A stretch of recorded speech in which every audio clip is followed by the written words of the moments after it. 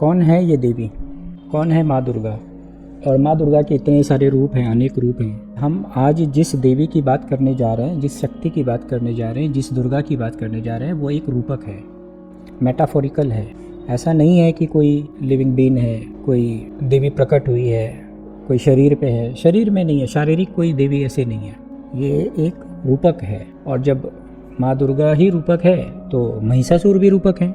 ऐसा नहीं है कि कोई महा राक्षस है जिसका नाम महिषासुर है और कोई शारीरिक आदमी है, कोई ऐसा आदमी नहीं है, वो भी एक रूपक ही है। तो हमें आज ये थोड़ा समझना है कि ये रूपक क्या है, ये मेटाफोरिकल जो बातें हैं वो क्या है। समझाने के लिए कुछ कहते हैं। जैसे एक गाना याद आता है मुझे, बहुत पुराना गाना है। ये चांद सा रोशन चेहरा, जुल्फ़ों का रंग सुनहरा, ये नीली झील सी आंखें, कोई राज है इसमें गहरा, है ना। बहुत पुराना गाना है, बहुत लोग इसको जानते हैं। अब जो इसका कवि है, इस गाने का जो कवि है, वो कविता लिख रहा है कि वो जो चेहरा है उसको ये बताना है कि बहुत अच्छा है। तो वो कैसे बताएगा? वो एक शब्द में कह देता है, ये चांद सा रोशन चेहरा। चांद को हमने हमेशा सुंदरता के रूप में देखा है, तो वो चांद जैसा है मतलब सुंदर है। तो इस तरीके से वो लिखता है कि ये चांद सा रोशन चेहरा। इस तरीके से जो कवि हैं वो कविताएं लिखते हैं। तो ये रूपक कविताएं हैं। किसी का चेहरा चांद जैसा नहीं होता है, लेकिन उसको उपमा दी जाती है चांद जैसा, ये समझाने के लिए कि उसका चेहरा जो है बहुत सुंदर है।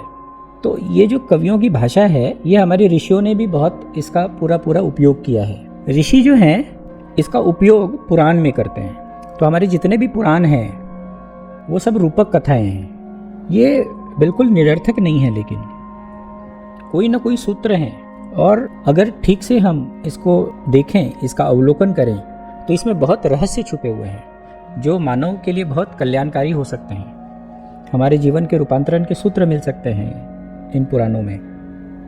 जो तार्किक लोग हैं वो लोग तो क्या है कि पुराण को जब पढ़ते हैं तो वो कहते हैं कि ये क्या बात हुआ, कोई भैंस बन जाता है क्या कभी आदमी, कोई राक्षस ऐसा हो सकता है क्या, किसी आदमी के सर पे सिंह होता है क्या, कोई आदमी का शरीर इतने जल्दी बदल सकता है क्या। ये सब बेकार की बातें हैं, फेरी टेल्स की तरह लेते हैं फिर उसको और उसको निकाल देते हैं। फिर उनको क्या है कि कई बार तो घृणा भी दिखाते हैं कि ये सब पाखंड है, ये सब झूठ है, ये सब बेकार की बातें हैं। लेकिन उसमें उनकी भी कोई गलती नहीं है, क्योंकि उनको ठीक से समझाया नहीं गया है। क्योंकि हमारे पास ऐसा कोई विद्यालय नहीं है जो इन बातों को ठीक समझाए कि ये है क्या आखिर। आज हम जिस देवी की बात करने जा रहे हैं, जिस नवरात्रि की बात करने जा रहे हैं, वो मार्कंडेय पुराण में है। मार्कंडेय पुराण में एक देवी महात्म्यम या दुर्गा सप्तशती के नाम से एक चैप्टर है, एक भाग है, जिसमें 700 सूत्र हैं और 13 अध्याय हैं। ये जो देवी हैं इनको अगर समझना है, इनकी वास्तविक रूपक अभिप्राय को समझना है, तो आपको मार्कंडेय पुराण जरूर समझना होगा, तभी आपको समझ में आएगा। इसके अलावा देवी भागवत पुराण और देवी उपनिषद भी है, तब आपको पूरी जानकारी मिलेगी कि क्या है इसका रहस्य है। हम किसको कहते हैं देवी, किसको कहते हैं शक्ति, किसको कहते हैं दुर्गा। शक्ति का अभिप्राय क्या है, ये किस बात का रूपक है। ये रूपक है प्रकृति का। हमारा जो अस्तित्व है उसमें दो बातें हैं, क्या है, प्रकृति और पुरुष। हमारा जो अस्तित्व है वो कैसे बना है, प्रकृति और पुरुष से, है ना। ये बात तो बहुत पहले सांख्य योग में कही गई है। प्रकृति किसे कहते हैं हम, मैटर को, और पुरुष कॉन्शियसनेस को। तो इस संदर्भ में हम क्या बात करेंगे, प्रकृति किसको कहेंगे, शक्ति को, देवी को, माँ दुर्गा को। और पुरुष कौन है, पुरुष शिव है। हमारी जो चेतना है उसके 3 स्तर हैं, और ये जो शाक्त है, यानी ये जो पथ है देवी का, शक्ति का, जिसको शाक्त कहते हैं, उसमें ये जो चेतना के 3 स्तर है उसको 3 नाम दिया गया है। क्या नाम है, अपरा, अपरा परा, और तीसरा परा, यानी अपरा देवी, अपरा परा देवी और परा देवी।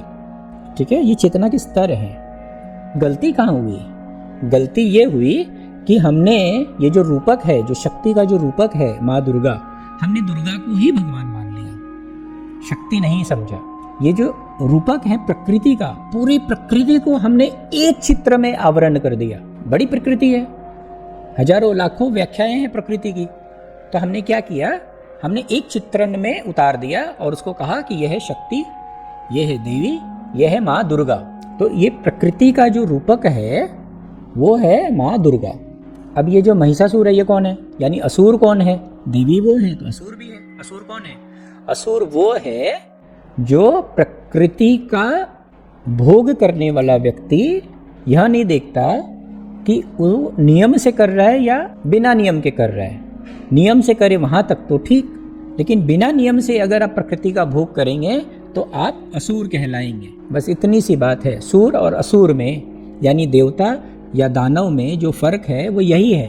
प्रकृति का भोग तो दोनों करते हैं, लेकिन देवता जो है प्रकृति के नियम से करते हैं, और जो दानव है वो प्रकृति के विपरीत जाकर प्रकृति का भोग करना चाहते हैं, तो वो असुर कहलाते हैं। तो यह है देवी और यह है दानव, यह है माँ दुर्गा और यह है महिषासुर।